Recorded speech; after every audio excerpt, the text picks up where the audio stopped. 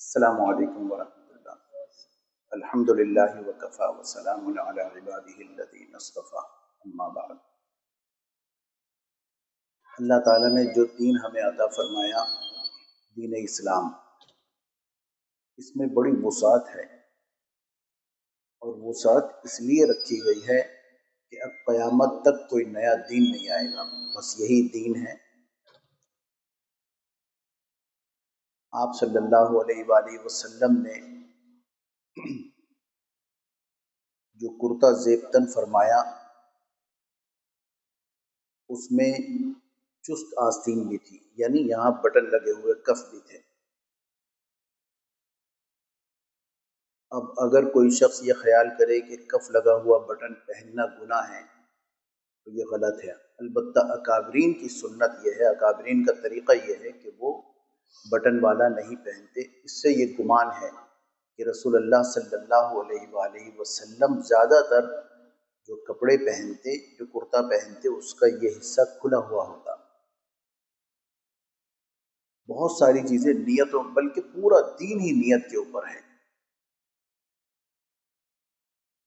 ہمارے یہاں جو لباس ہے، اسلامی لباس، وہ شلوار قمیض ہے، شلوار کرتا یا پاجامہ کرتا، اور لنگی جو ہے وہ سنت کے قریب ترین ہے۔ ایک مرتبہ آپ صلی اللہ علیہ وسلم نے ایک لباس پہنا تو غالباً وہ تنگ پائچوں کا تھا، شلوار یا پاجامہ۔ تو صحابہ نے حیرت سے دیکھا، آپ صلی اللہ علیہ وسلم نے فرمایا یہ اس وقت کا بہترین لباس ہے۔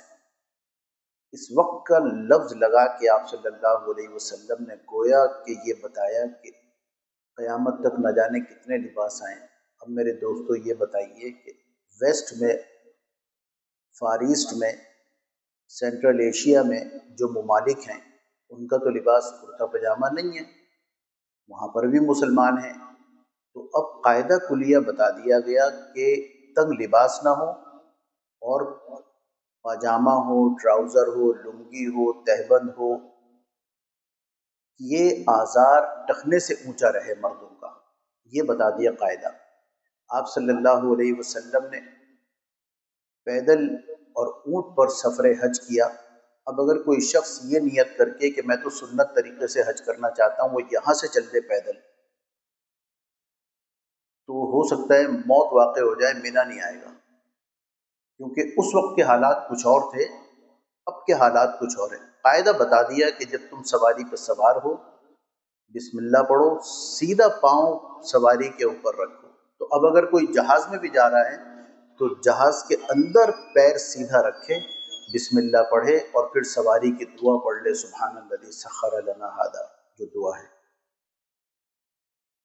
آپ صلی اللہ علیہ وسلم نے فرمایا صحابہ سے کہ بنو قریظہ میں پہنچ کے عصر پڑھیں، اس سے پہلے کوئی عصر نہ پڑھیں۔ بعض صحابہ کی نماز فوت ہو رہی تھی، انہیں یہ خیال تھا، سب کی فوت ہو رہی تھی کہ اب عصر کا وقت جا رہا ہے تو نماز جیسی جو فرضیت ہے اس کو تو وقت پر ادا کریں، انہوں نے ادا کر لی۔ کچھ حضرات نے یہ کہا کہ رسول اللہ صلی اللہ علیہ وسلم نے کہا تھا کوئی نہ پڑھے جب تک بنو قریظہ نہ پہنچے۔ نماز کے معاملے میں دو بڑی جماعتوں کا اختلاف ہوا، دونوں جماعتیں صاف شفاف دل کی مالک صحابہ جب وہاں پہنچے، آپ صلی اللہ علیہ وسلم سے عرض کیا، جن صحابہ نے نماز نہیں پڑھی تھی انہوں نے عرض کیا، کیونکہ انہیں فکر ہو گئی تھی اس بات کی کہ اگر انہوں نے غلط کیا تو کیوں کیا، اور اگر صحیح کیا تو ہم پیچھے کیوں رہ گئے۔ نیت دونوں نیتیں بالکل صاف تھیں۔ لہذا جب آپ صلی اللہ علیہ وسلم سے عرض کیا گیا کہ ایک جماعت نے نماز پڑھ لی، آپ صلی اللہ علیہ وسلم نے فرمایا بہت اچھا کیا۔ اب انہیں اور فکر ہو گئی اپنی کہ ہم نے تو نہیں پڑھی۔ انہوں نے کہا یا رسول اللہ ہم نے نہیں پڑھی، آپ کا حکم تھا۔ آپ صلی اللہ علیہ وسلم نے فرمایا بہت اچھا کیا۔ نماز کا اختلاف دونوں کو آپ صلی اللہ علیہ وسلم نے سراہا۔ آپ صلی اللہ علیہ وسلم کی خدمت میں بھنا ہوا گوشت لایا گیا۔ ام سلمہ رضی اللہ تعالی عنہا پردے کے پیچھے سے دیکھ رہی تھی کہ کیا پیش کیا گیا، جانتی تھی یہ کیا چیز ہے۔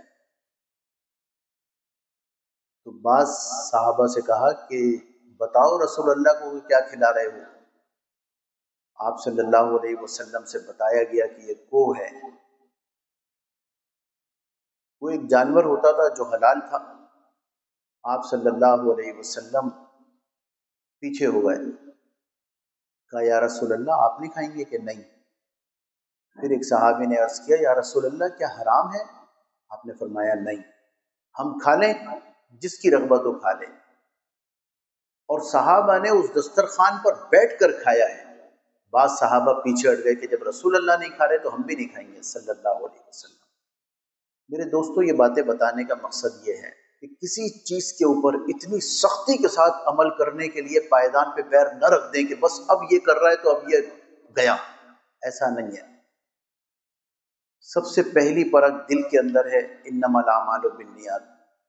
دو بڑے طبقات، ایک طبقہ کہہ رہا ہے کہ ویڈیو بنانا حرام منع ہے، دوسرا طبقہ کہہ رہا ہے کہ ترویج اسلام کے لیے جائز ہے۔ دونوں جید علماء ہیں، دونوں جید اپنے اپنے اس کے حساب سے بہترین اس کے مالک ہیں۔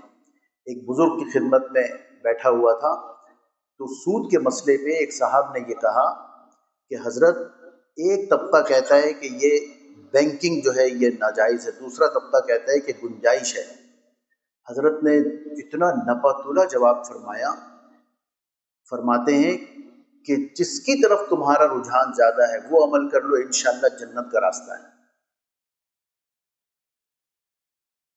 اسی طرح ایک حضرت نے، بڑی پرانی بات ہے، دارالعلوم کے ایک بڑے شیخ ہیں، ان کے پیچھے نماز پڑھنے کی اللہ نے توفیق دی۔ جب واپس جا رہے تھے کچھ لوگوں نے سوال کیا، ایک لڑکے نے، نوجوان نے سوال کیا کہ ہم یہ جماعت کھڑی ہوتی ہے، ہم اس وقت جماعت بنا لیں، صفے بنا لیں، یا اس وقت جب حی علی الصلاۃ پہ ہوتے ہیں اس وقت بنائیں؟ حضرت نے جواب میں فرمایا، یہ چیزیں میرے دوستوں نوٹ کرنے کی ہیں۔ حضرت نے جواب میں فرمایا کہ مجھ تک جو بات پہنچی ہے وہ یہ ہے کہ اللہ اکبر پر صف بندی کر لی جائے۔ جن حضرات تک یہ بات پہنچی ہے کہ حی علی الصلاۃ پر صف بندی کی جائے، وہ حی علی الصلاۃ پہ صف بندی کر لیں، کوئی حرج نہیں۔ کیا راہیں بتائی ہیں، ایسا نہیں کہ نہیں فلاں غلط ہے بالکل، فلاں صحیح ہے بالکل۔ بھائی وہ تو اللہ کا شکر ہے، اللہ تعالیٰ نے دین کی حفاظت اپنے ذمے لی ہے، وگرنہ آپ یقین کریں۔ اور آج کل سوشل میڈیا 3 سیکنڈ 4 سیکنڈ کی ایک کلپ پر، جسے ریل بھی کہتے ہیں، اس کے اوپر ہمارا دین جا رہا ہے۔ ہم یہ کرتے آئے ہیں، 40 سال 50 سال سے کرتے آئے ہیں، اور آج یہ پوچھ رہے ہیں کہ کیا یہ کرنا صحیح ہے؟ میں نے تو یہ سنا ہے کہ یہ کرنا صحیح نہیں ہے۔ آپ نے 5 منٹ سن کے اپنے پورے عقیدے کو ایک طرف کر دیا۔ تو یہ پوچھنا بھی نہیں چاہیے، بس جس پر قائم ہے، جس پر دیکھا ہے، جس پر قائم ہے وہ ٹھیک ہے، اس کے اوپر عمل کرتے رہو، اور اللہ سے یہ دعا کرتے رہیں کہ یا اللہ جس دین کے اوپر میں چل رہا ہوں آپ ہی کے علم میں ہے کہ وہ صحیح ہے یا غلط ہے، جس طریقے پر میں عمل کر رہا ہوں آپ اس طریقے کو قبول فرما لیجئے اور میری اصلاح فرما دیجئے۔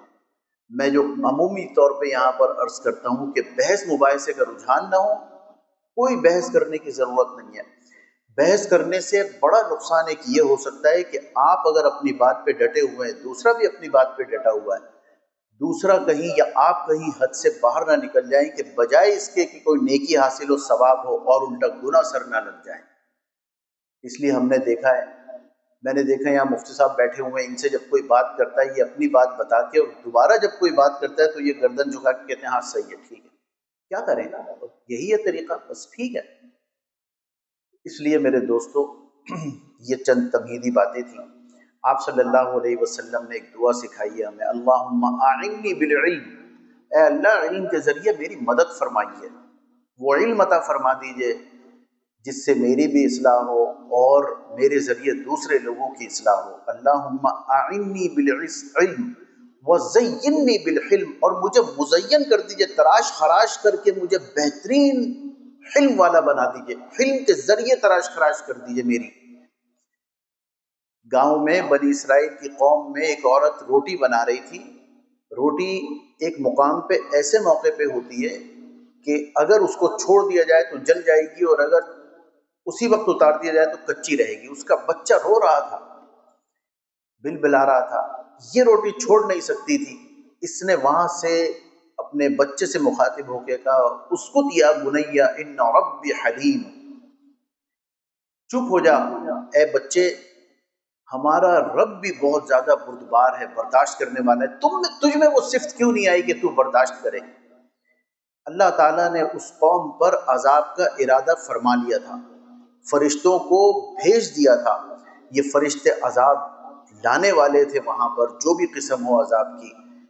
جب اس عورت کی وہ بات اللہ نے سنی ہے، اللہ نے فرشتوں کو روک دیا کہ واپس آ جاؤ، اب ہم اس بستی میں عذاب نہیں دیں گے، اس لیے کہ اس بستی کی ایک عورت ہمیں حلیم سمجھتی ہے، بردبار سمجھتی ہے، برداشت کرنے والا سمجھتی ہے، اب ہم بھی برداشت کریں گے اس بستی کی حرکتوں کو، اور پھر عذاب نہیں آیا وہاں پہ۔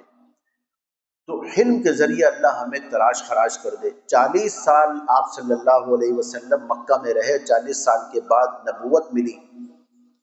جس چیز کا لوہا ان لوگوں نے مانا ہے وہ چیز تھی کہ یہ سچے انسان ہیں، اس چیز کا لوہا منوایا، اور پھر ان کی ذات سے کسی کو تکلیف نہیں ہوئی آج تک، اس چیز کا لوہا منوایا۔